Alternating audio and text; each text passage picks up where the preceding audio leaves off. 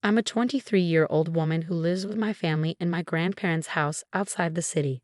Dad works far away, and Mom enjoyed having her folks around to help with me. Sadly, Mom died of cancer 12 years ago. Dad had to keep working, so I stayed with my grandparents. He always makes time for me when he's home. I miss Mom a lot, but overall, life's been okay.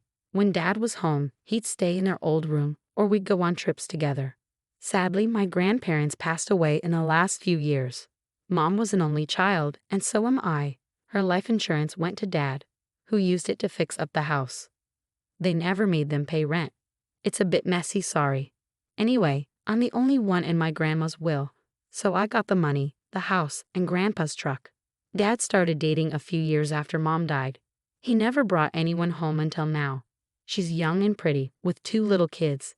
Dad talked to me about it and asked if they could move in. Since we have plenty of space, I said yes. It's been about 6 months, and now she's pregnant. Dad proposed to her, and I'm happy for him. He's a great dad. But he's not great at talking things out. My soon-to-be stepmom has started pressuring me to move out because they'll need my room for the baby. I think she wants her mom to move in and help out. Dad never mentioned that the house is actually mine, so when he came home last weekend, we had a serious talk. The stepkids have been staying in my grandparents' old room. I have my own room with a big closet and bathroom that Dad added, and he has another big room with a bathroom. She suggested I move to the city to finish school and offer me her apartment at a reduced rate. I waited for Dad to tell her the truth, but he didn't, so I did. I explained that the house is mine and I won't give up my room. I also mentioned that Dad has plenty of savings and could buy them a house, especially if they sold her apartment and used it for a down payment. Now she's upset with me for suggesting Dad use his retirement money. And she doesn't want to sell her apartment because she thinks the market will keep going up and wants to build equity. I made it clear that they should move out before the baby arrives. Am I being unreasonable? Well, tough luck. If you're going to be with a much younger woman, be prepared to support your future children and all that comes with it, instead of trying to save for retirement. It seems like his new partner might have thought he was older and richer, hoping to get more from him. But that idea fell apart when she realized he didn't own the house. It's pretty audacious to ask you to leave but then offer her old place at a discount. So no, OP, you're not in the wrong here. Wow, your dad's really chosen someone special. Even without knowing the house was yours, trying to kick you out to make room for her baby, probably without even talking to your dad first, is pretty thoughtless. It's also pretty unreasonable to expect him to buy a house but not be willing to sell her place to help out. And if he can't stand up to her about it, he's in for a tough time. But that's not your problem. Your dad's a grown-up who's responsible for his own choices. You didn't leave them with no options. She wanted a place without you, and now she can have it. Problem solved. They can make some compromises and find a good living situation. Your stepmom and dad are trying to push you out of your own home, where you've let them and the kids stay for free. It might be a good idea to talk to a lawyer soon. Getting rid of them legally might be tougher than you think. In many places, someone who's been staying with you can become a legal tenant, even if they haven't been paying rent. Story 2. I'm a 30-year-old woman with a young daughter named Lily. My brother James, 32, recently got married to Brittany, who's 26. Before they got together, I knew Brittany casually, but we weren't close. James and I, however, are really tight. When James proposed to Brittany and they started planning the wedding, they made it clear that Lily and I would be involved. They even said Lily would be a flower girl and I would be the maid of honor. But a few weeks before the wedding, Brittany came to talk to me. She said her family had concerns about having kids at the ceremony, so they decided to make it adults only. However, Lily was still invited to the reception. So I said something like, "Sure, it's your big day. I'll do whatever James wants." Then came the rehearsal. Everything was going smoothly until Brittany's 3 young nieces trotted in as junior bridesmaids. I was puzzled and a bit irritated, but I brushed it off.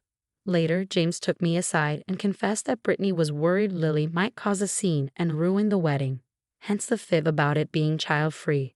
I was hurt and upset that they thought that about my daughter, but I kept my cool. I had already made arrangements for a friend to look after Lily during the ceremony and join us later for the reception. James acknowledged my feelings and disagreed with Lily not being invited. On the wedding day, Brittany asked why Lily wasn't there while we were getting ready. I explained she was with a friend and would join us later. Brittany insisted on calling to bring Lily for the photos. Fearing people would wonder why she was missing, and it would reflect poorly on her.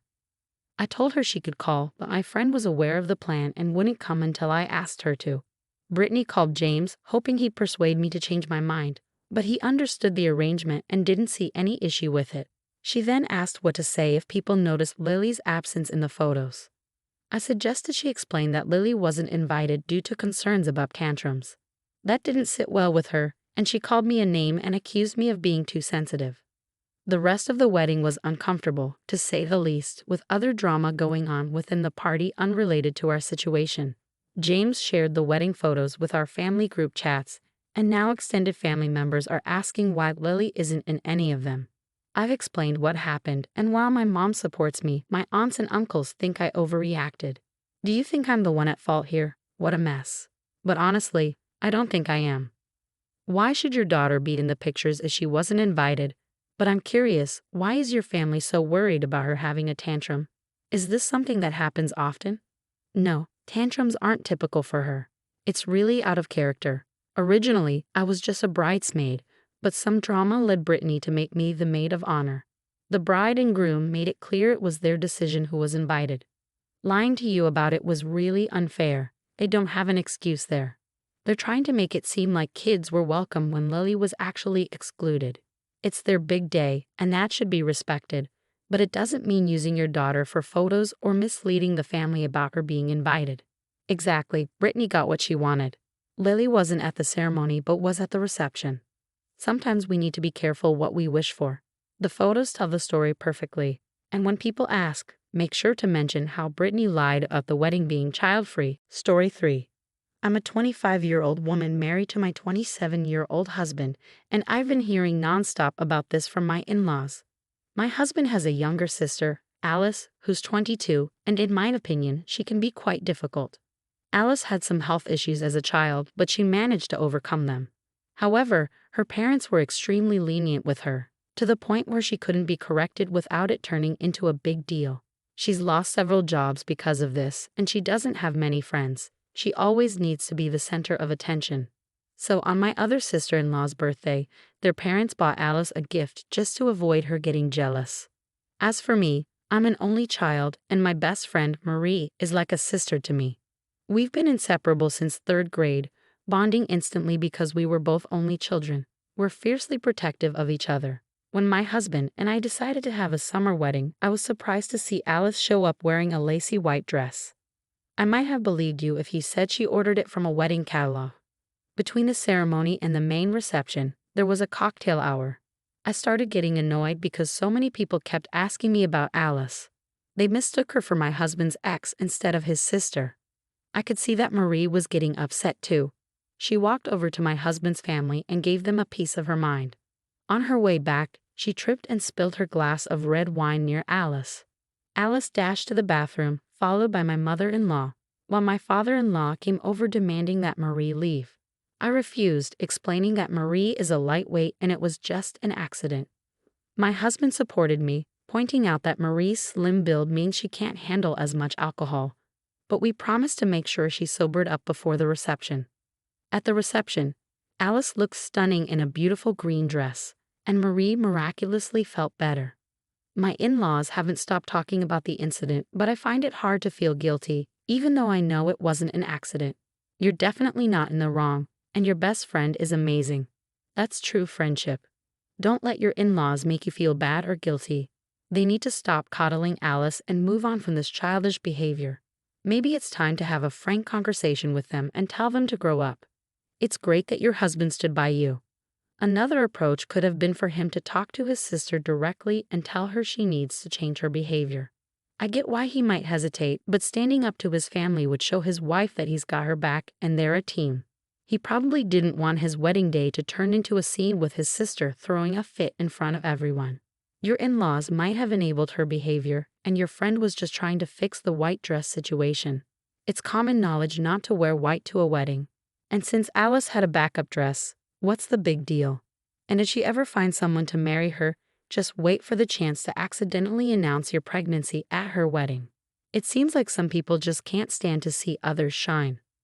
My sister-in-law is quite the character. I once saw her shed tears because she didn't get a turkey leg at Thanksgiving dinner when she was just 20. Now, as I'm preparing for my own wedding in 3 months, I've sent out the invitations with clear instructions. Avoid wearing white, for obvious reasons, and stick to emerald green for the bridesmaids' dresses. I've also requested RSVPs by a certain date, as the reception dinner is quite pricey and I don't want to pay for no-shows. Other than that, guests can wear whatever they like. Kids and families are welcome, and I'm not too fussed about attire, except for those specific colors. Just to give you some background, my sister-in-law is my fiance's sister. While we're not super close, we have an okay relationship, we don't hate each other, and we get along fine. During my fiance's birthday bash, some friends and I got to talking about the wedding plans. They remarked on how laid back I seemed about the rules and how refreshing it was not to feel like they were walking on eggshells. I explained that I just wanted everyone to have a good time, so I didn't want to impose too many restrictions. Later, the girlfriend of one of my fiance's friends showed me the dress she was considering for our wedding and asked for my opinion on whether it was appropriate or did she steal the spotlight. It was a bold yellow number, but I genuinely liked it and encouraged her to wear it. I assured her that as the bride, it's not easy to outshine me, and even if someone did, it wouldn't bother me too much. I didn't mean any harm by it, but my sister-in-law took offense and called me pretentious. She was upset because she had strict rules at her own wedding, like no kids and a strict dress code, and we followed them without complaint. I never meant to upset her.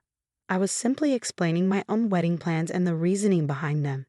But she accused me of subtly undermining her and called me a snake, insisting that if I had something to say, I should say it to her face. Then she stormed out with her husband. My mother-in-law agreed that my sister-in-law overreacted, but she also said I shouldn't have flaunted my laid-back approach, as it may have made her feel bad about her own wedding choices. However, my fiancé and I didn't do anything wrong, and eventually my sister-in-law will have to move on. Am I in the wrong here? Definitely not. It seems like she's internalizing her own issues and projecting them onto me. She might also be jealous that I'm taking a more relaxed approach to my wedding planning. I won't apologize to her. She's the one being dramatic. It's like the saying goes, some people think the world revolves around them. But in this case, it's my sister-in-law. I can't control how she reacts or make her see that it's not about her. On a lighter note, it's quite impressive how she managed to keep her bridezilla tendencies even when it's someone else's wedding. Maybe her strict wedding rules were meant to prevent someone else from stealing her thunder. But in the end, it's my day, and I'm going to do it my way. Thank you for the congratulations, and I'm looking forward to a fantastic wedding. We had a new colleague, Christina, join our team, a friendly woman in her late 30s who's married with kids. We had several chats before becoming close. But one day, while she was sitting, her cleavage became more noticeable. The office atmosphere grew awkward, and some of the guys started avoiding eye contact. It was a minor issue, but it kept happening. A couple of my male coworkers confided in me about feeling uncomfortable with Christina's attire. Being more of a tomboy, they felt at ease discussing it with me. They mentioned feeling uneasy encountering a similar situation to the one I described. I couldn't help but notice that all of Christina's tops seemed designed to show cleavage. The next day, I casually mentioned to her how her cleavage was on display. She didn't respond, just nodded. So I decided to ask Christina if she intentionally chose clothes that accentuated her cleavage. She seemed offended and asked if there was a problem. I expressed that it made me feel uncomfortable if that was the case, especially in a professional setting with male colleagues around. She became upset and questioned why it was any of my business what she wore. I clarified that she could wear whatever she wanted, but some colleagues felt uneasy being exposed to such attire at work. She retorted that it wasn't my business and suggested that those who had issues with her clothing should confront her directly instead of hiding behind me. We argued, and while some female coworkers agreed with me, they also mentioned that I could have worded my concerns more tactfully. Christina started avoiding some of us, which seemed unprofessional since part of our job involves interacting with each other. When I tried to approach her to discuss the situation, it led to another argument. She threatened to involve the administrators if I persisted, but my intention was simply to address the issue and find a resolution. Do you think I overstepped by saying that to her? Those male colleagues must be thrilled with your behavior, huh? You're trying to set yourself apart from other women to gain their approval, aren't you? But let's be clear, her cleavage is none of your concern, okay? It's her choice how she dresses. What you and the guys are doing is body shaming. If I were her, I'd take this to HR. If the men are uncomfortable, maybe they need a reminder about self-control. Shame on you for getting involved. You're definitely in the wrong here. Being a woman doesn't give you the right to dictate how your coworkers dress. You're not her boss, and you're not enforcing a dress code violation. You're just trying to impose your own standards on her. Whether she's married with kids or not is irrelevant. Focus on your own work, and if coworkers try to gossip, keep it to yourself.